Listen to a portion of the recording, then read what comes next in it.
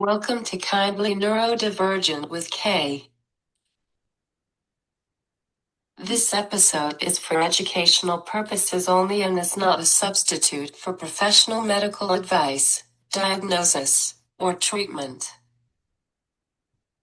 Before we begin, I respectfully request that if you witness any pauses during this show, please continue watching. I'm composing a spontaneous comment or question, someone's processing their thoughts, in addition to repeating something that was unintelligible or misunderstood. It is natural discourse, and we can choose not to say anything while this is occurring. Today I have Ty Martin here with me. He will be discussing living with Duchenne muscular dystrophy. Welcome, Ty. Hey, thanks for having me. I appreciate having the chance to tell my story a little bit with you today. Yeah. Can you share a bit about your journey living with Duchenne muscular dystrophy? Definitely. So for people that don't know, muscular dystrophy is a muscle wasting disease. It's progressive and it gradually weakens pretty much all the muscles in the body over time. And so for my case, it looks actually I think every case is individual. It looks a little bit different for everybody. But for my case, the progression started when I was like 7 or 8 years old, and then slowly I had to use more and more assistive devices. I had to use a power scooter and then switch to a motorized wheelchair. And then here in the last 5 years, I had to start using a ventilator with a tracheostomy. So it's been a process figuring out all the changes over time for sure.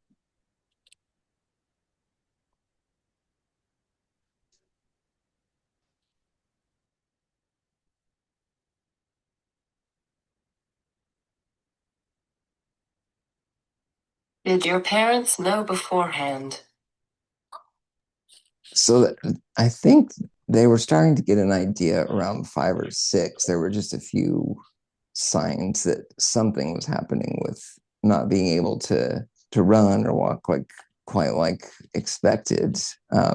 But before that, I don't think there was any indicator, and there was no family history of it that we know of right now. So, it was pretty new to all of us by around age 6, I would say.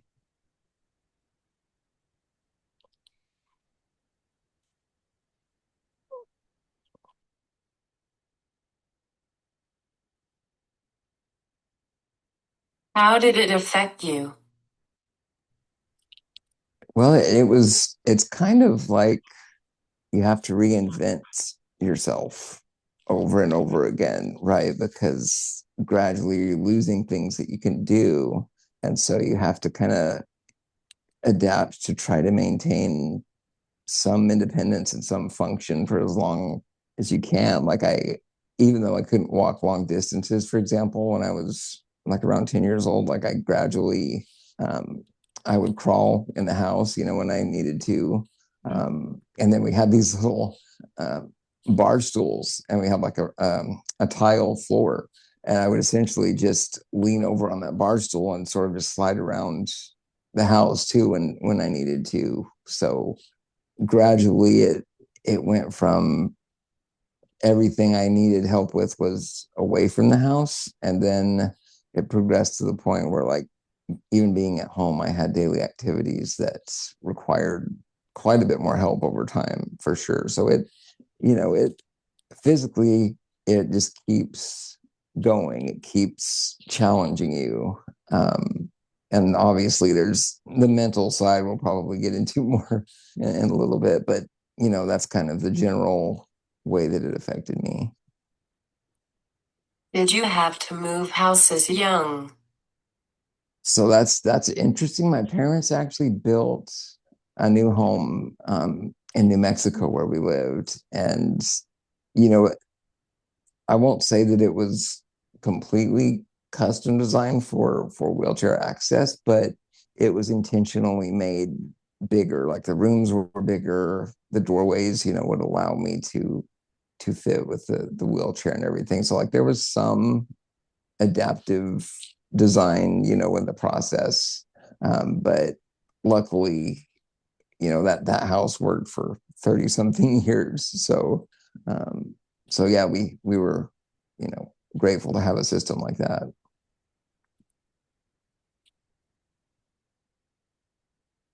How has your identity evolved over time, especially after major health changes like your tracheostomy? Right. Right. So that one, um, wow, it's been a lot involved with that for sure. Um,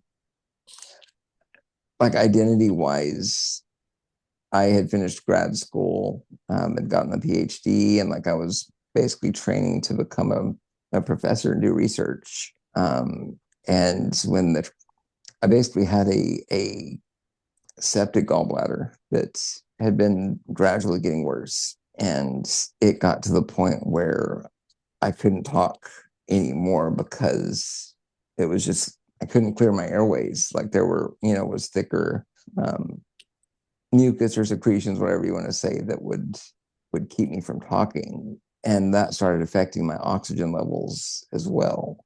And so it was a sort of a chain reaction that gradually got worse until the point I had to go into the ER and get that done, and so like the academic research professional side of my identity that really changed.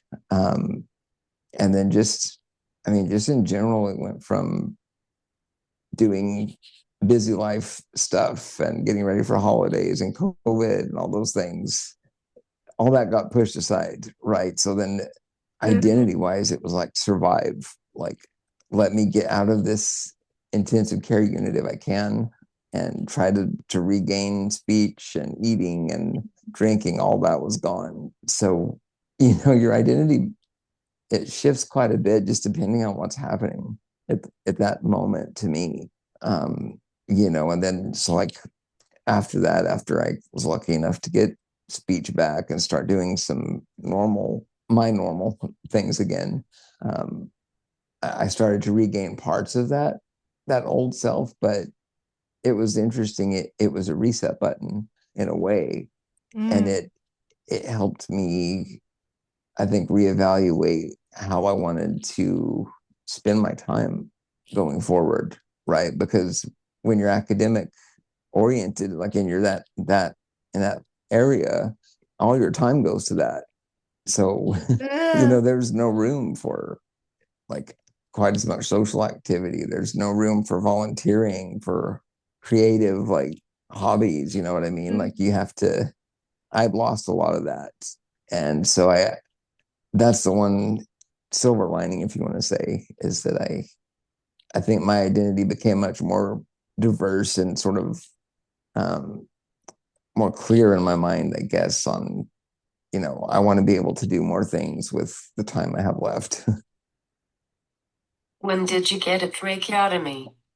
So that was at the end of 2021. And so COVID obviously was still going crazy.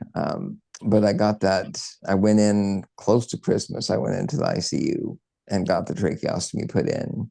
Um, and that was a hard decision because trachs come with a lot of medical maintenance and supplies. And, it was, but it was either that or try to breathe normally with assistance from um, some kind of oxygen source, like a mask or something. Um, but yeah, the risks were just something that my family and I had to weigh, and the tracheostomy we felt was the best way to go.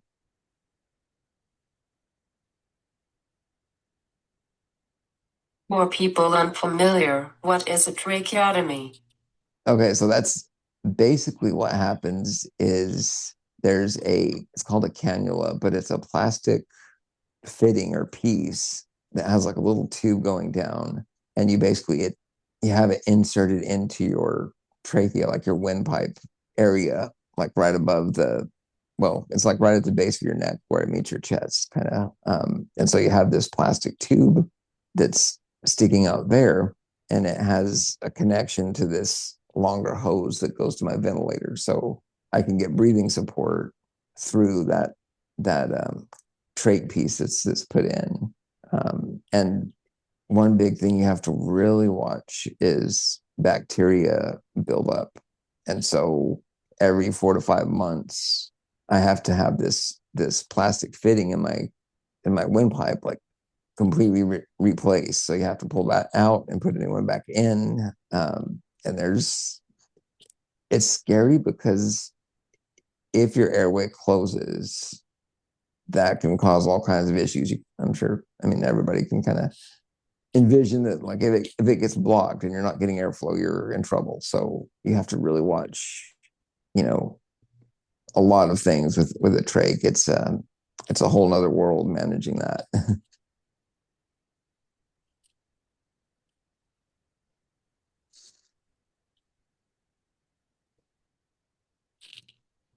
Is it uncomfortable with the trach? At times, um, the biggest thing for me is it is always slightly tickling or irritating my throat. So I have some, light coughing throughout the day. And then allergies make it a little bit worse. Sometimes certain foods that I eat, might make it worse. It's just, you have to watch your diet and stuff a little bit too. But in general, just day to day, like it doesn't hurt. Um, and it used to be uncomfortable, but now I've just gotten so used to it that once it's in the right place, it's not so bad.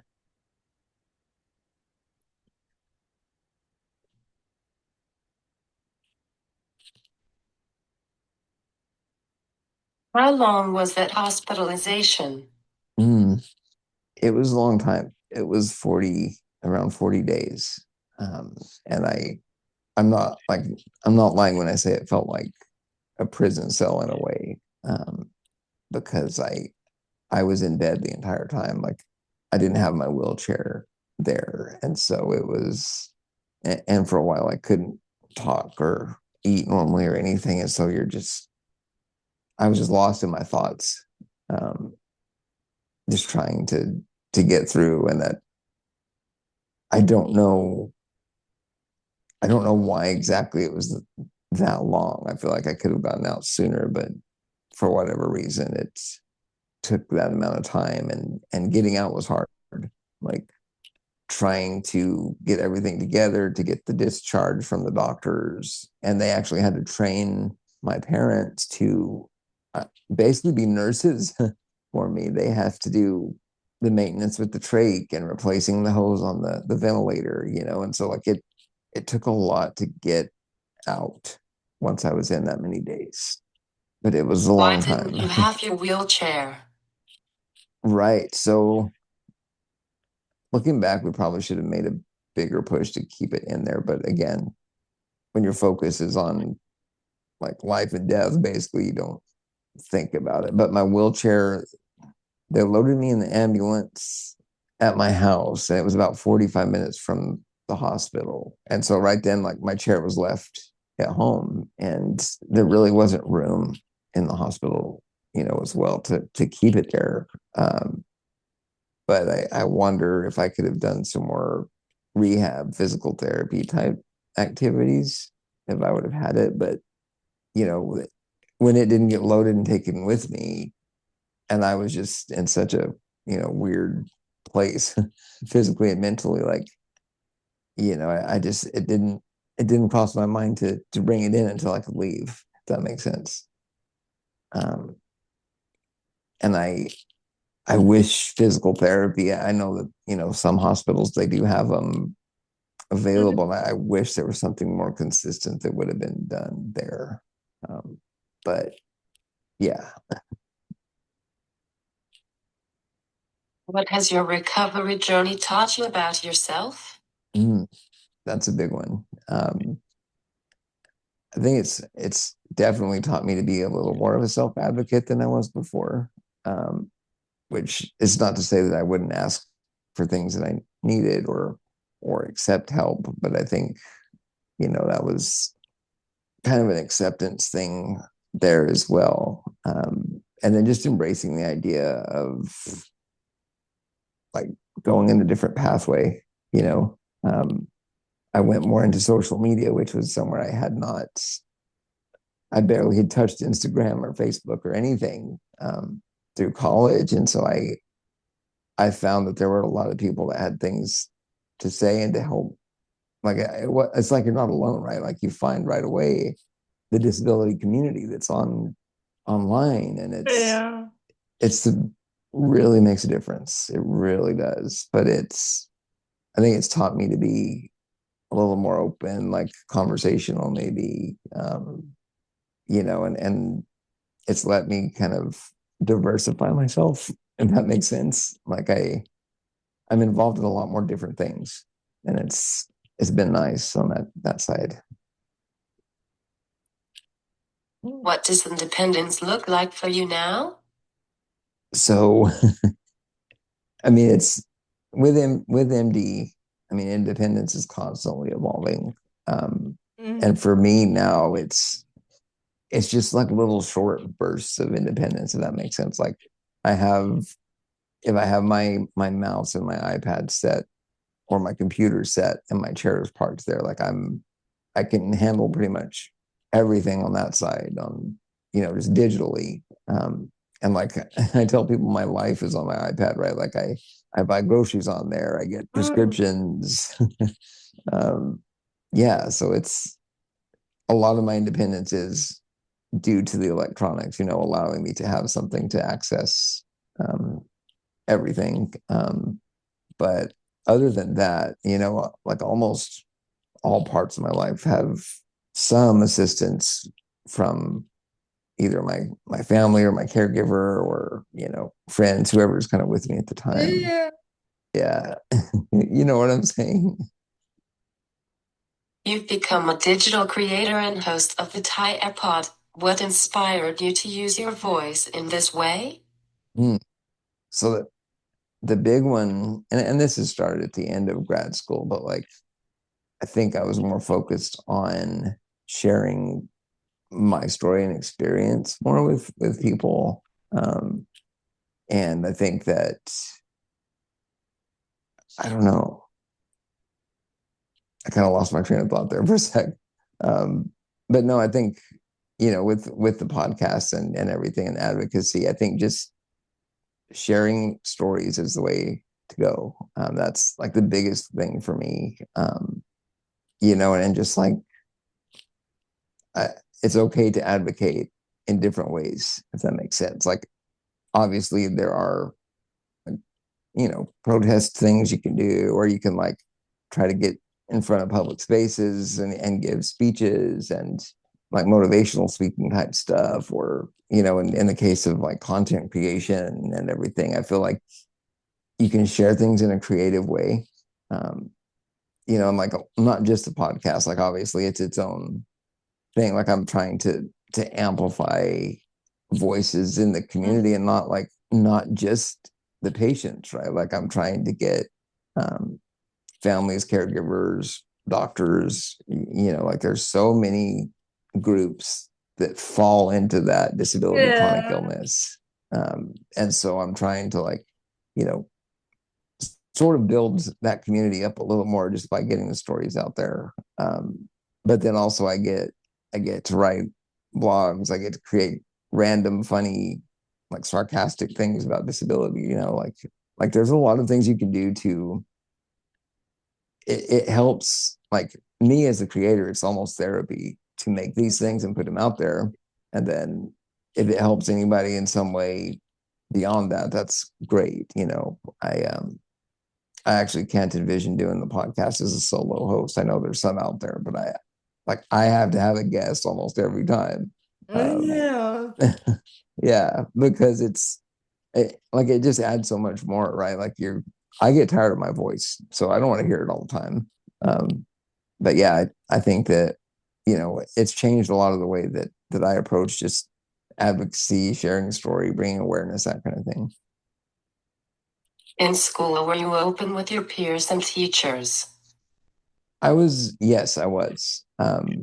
Especially the ones that treated me like a person, like if they were willing to visit with me to ask me what I needed or me ask them, for things like it. I would say it really depended on the teachers, but in graduate school specifically, like my research advisors were like amazing, and most of the colleagues were too. Like, you know, they were willing to help me whatever I needed, and then at the same time, like I was able to contribute just as fully as anybody else, in class or in research meetings or things like that. So yeah, like yeah, I mean, obviously the wheelchair is kind of obvious that it's there. But like other stuff too, like when I needed when I needed help in certain areas, like I felt totally cool to ask. And um, the one big example I share a lot is we were able to get push button doors installed in the bathrooms and for the research laboratory in my office. So like when you're open and sharing and you find people that are willing to help you adapt, like you can get things, changed that really improve accessibility. So I was lucky to have, yeah, I was lucky to have people that, you know, made me feel comfortable to share um, more of the disability. Did you ever have issues with your community, especially when you started using medical equipment? I started so young. Um, I was still in elementary school. And so it was almost like the people there grew up around me. And so, like, there wasn't, I mean, sure, there's going to be ableism everywhere, and I think that obviously there's things when you're going through school and stuff that were still, I mean, I still had frustrations there, but um, at least on a friend level, people were cool with it, and they didn't ask like too many crazy questions or anything. Just, yeah. So I think in general that was pretty good. Like you always get the questions about, well, like for me, like what's wrong with your legs or that kind of thing. But in general, most people were good overall with it.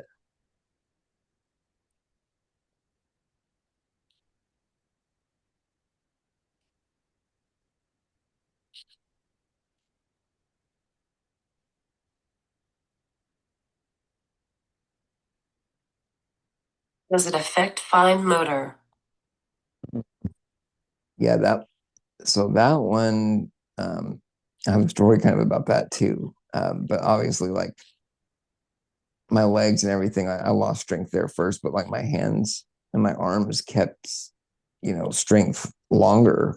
So I was able to like type on a keyboard, or I even made like little like sculptures or whatever when I was younger, like with really tiny like clay figure type things I would make, or um, I was a good writer. Like I loved writing in like cursive and things like that. So like the fine motor was one of the last things to kind of go, and that was hard. And it was hard to lose the creativity that I could do before. So I had to work hard to get some creative things going again. Because like I think we all need an outlet for creativity somehow. But yeah, Did it you did. get a walker and braces? So I was trying to remember. So I wore braces to try to maintain my leg and ankle. It was really mostly my foot and angle, if that makes sense, to try to keep it as stretched out as possible. But honestly, I tried to wear those at night for a few years and it just, it didn't help enough. And then as far as like a walker, I used crutches when I broke my leg as a kid. Um, but I never, like, I would just like crawl when I needed to, or use like the little bar stools, kind of like a walker type, device. But for me, it was mainly always like either the wheelchair or like the three wheeled scooters that you have like the real basic model in like a Walmart department store, but it looked similar to that. Um, yeah. Your work with Muscular Dystrophy Association and Laughing at My Nightmare, Incorporated. What changes are you most passionate about? Yeah. So again, it's kind of the cliche answer, but awareness is where so much of it needs to come. Um, but also like financially, like there's so many things that are not covered still by insurance, and like Laughing at My Nightmare and MDA both, have like programs in place to try to help cover some of those costs, which is huge. I mean, like just like the wheelchair vans. I don't know if you're as familiar with the price on those, but like brand new ones are just there's just no way that most people can afford, transport like that. And then like a lot of the public transport infrastructure is still not good. And obviously the plane thing, I know we're all sick of fighting for adaptive plane seating. Um, so like travel's huge. Like that's a need it's just not going to be fixed anytime soon, I'm afraid. But it's just like getting the adaptive equipment we need should not be so hard. It's crazy what people do not always realize. Yeah. Yeah, it is. It is. And so like obviously there's always going to be the society thing like ableism and not looking at us as like full humans or whatever. Like that stuff I'm worried is always going to be there with the right people.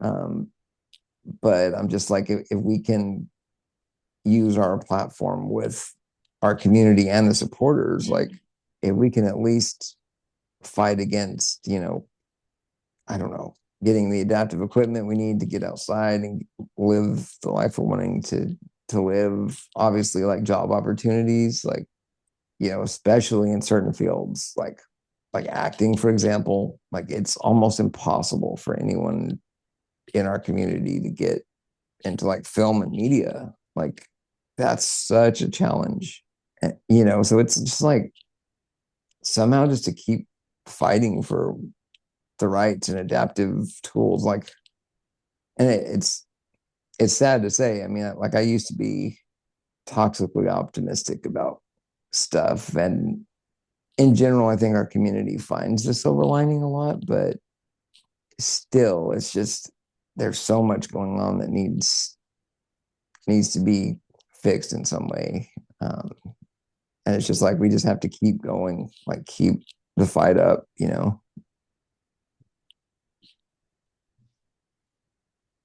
Agree. Yeah.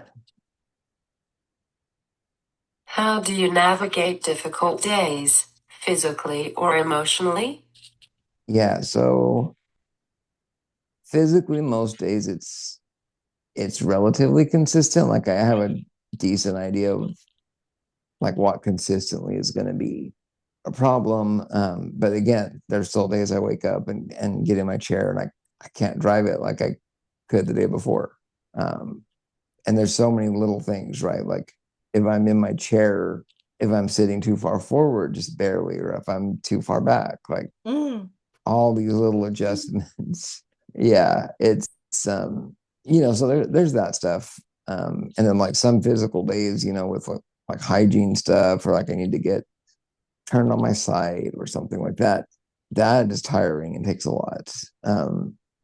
But I would say the mental, emotional bad days are much harder to navigate than the physical bad days, if that makes sense. And there's no solution, there's no one size fits all approach. Like every time I have a tough day, I'm going to do this activity and it's going to work. It's going to make me feel better or distract me or, like it's just hard to navigate that. And that isolation, like lonely feeling, and it's weird because you would think if you live with family or live with a partner or support system, like people on the outside are like, how could you be alone? You're with people all the time. Um, but when you have disability, there's just certain times of the day, where your mind just goes in bad places. You start comparing yourself to able-bodied people, or you're feeling bad for your situation, or there's so many issues that mentally are draining for us.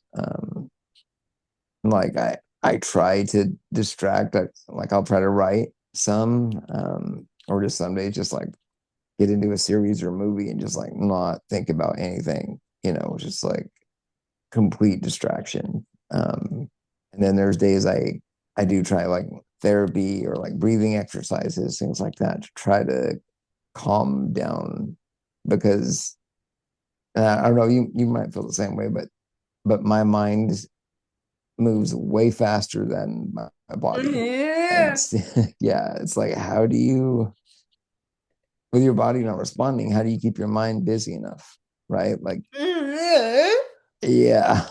Like when I got it, like when I was unemployed, right? Like there was no more work to keep me busy. And so it's like, okay, great. What am I going to do now? Like, so I started doing volunteering, and that's another big thing, like focusing on helping others is like the most helpful thing, like to yourself, if that makes sense. Like I feel like by reaching out and helping other parts of the community, it's almost, I don't worry about my problems. I'm worried about helping somebody else. And that's like that's like a double benefit in a way. Um, but yeah, it's those emotional hard days are, they're rough.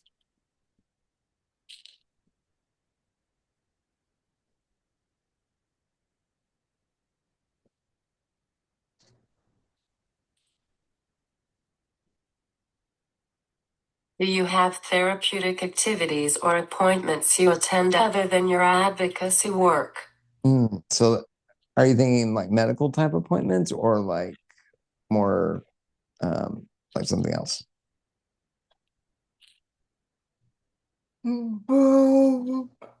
Yeah. So the medical stuff, like when you have a disease, it's not treatable.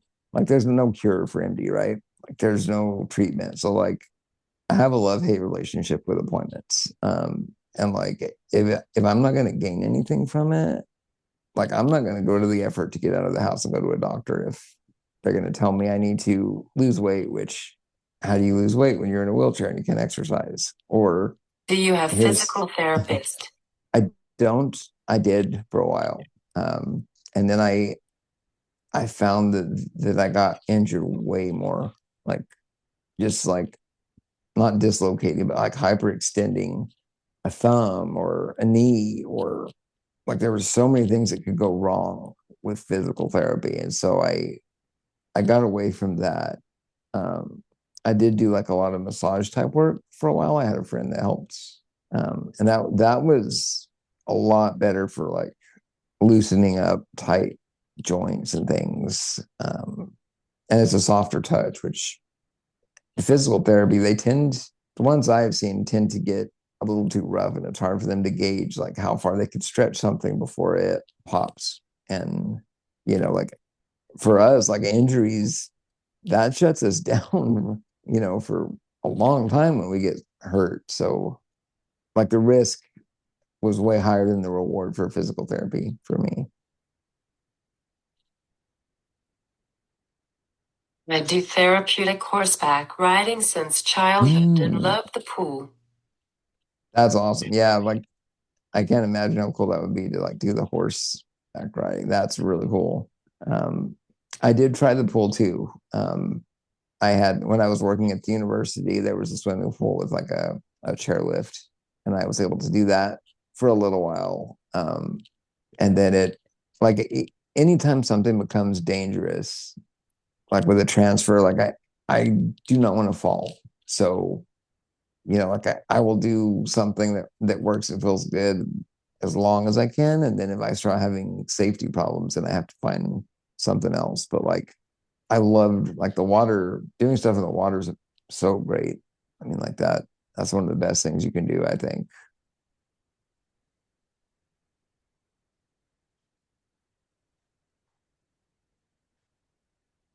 Thank you, Ty, for being on.